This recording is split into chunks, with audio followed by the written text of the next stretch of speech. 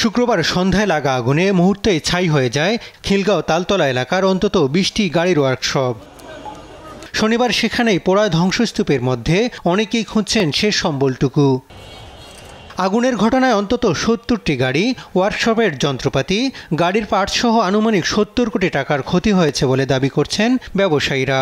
দিকটা বন্ধ করলে আবার এই দিকটা সবকালে আগুন উঠে, তাও আমরা কালকে অনেক মাল বাইক করতে পারছি, আবার অনেক মাল বাইক করতে পারি নাই। ২০১২ থেকে আমাদের একটা গাড়ি ছিল, গাড়িটা পুড়ে গেছে। এই যে ইঞ্জিনগুলো সব পার্টসগুলো পুড়ে গেছে, তো আমরা পুরো আর্থিক অবস্থা একদম নিচে নেমে গেছে।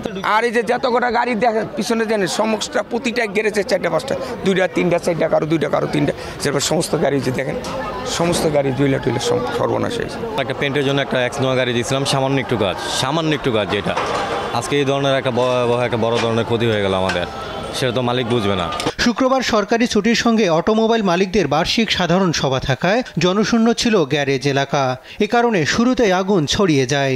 বাইরে থেকে পানি মারতে মারতে মনে করেন গাড়ির সিলিন্ডার বাস্ট হয়ে পুরো আগুন ছড়াই গেছে। কয়েক কোটি টাকা সম্পত্তি এখানে সেকেন্ডের ভিতরে শেষ হয়ে গেছে। মানে আমাদেরকে ভিতরে ঢুকতে দেয় নাই। তারপরে 2টা ওয়ার্কশপ ছিল, 2টাই আমাদের পড়ে গেছে, যে এখানে একটা আর ওইখানে একটা। ফায়ার সার্ভিস আগুন নিয়ন্ত্রণের চেষ্টা করলেও গাড়ির সিলিন্ডার বিস্ফোরণ হওয়ায় বেগ পেতে হয়। এতে আগুন দ্রুত ছড়িয়ে পড়ে বলে জানান প্রত্যক্ষদর্শীরা। আমরা হিসাব করতেছি যে আমাদের ক্ষয়ক্ষতির পরিমাণ প্রায় মনে করেন হয়তো ৫০-৬০ লক্ষ টাকার, আমাদের একটা প্রতিষ্ঠানের আর কি। ক্ষতিটা তো বড় কথা না, ক্ষতিটা তো কেউ দিবে না। কে দিবে ভাই? মানুষের থেকে টাকা এনে আমরা ইনভেস্ট করি, ওই গাড়িগুলো পড়ছে, তারা কি করবে?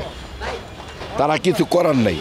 তো এখন আমরা হলাম ব্যয় পাই, কারণ আমরা সব দিকে ধরা, আমরা মনে করেন ব্যাট দিমু, ট্যাক্স দিমু, সব দিমু, কিন্তু ক্ষতিপূরণের বেলা আমরা কিচ্ছুই পাই না।